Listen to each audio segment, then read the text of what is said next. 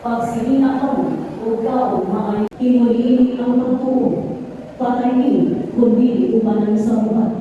Abanunay mo imo.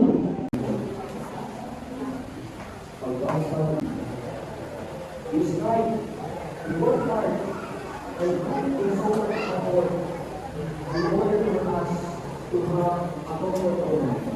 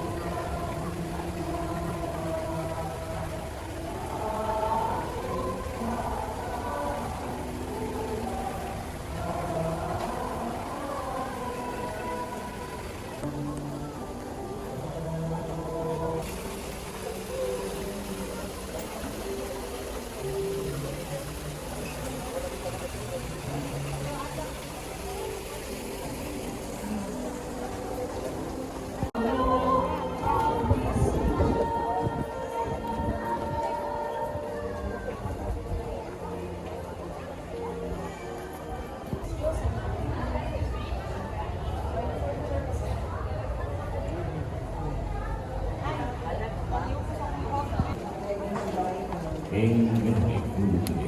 The Lord is with you. Blessed are you among women, and blessed is the fruit of your womb, Jesus. Resurrection to the same Christ our Lord.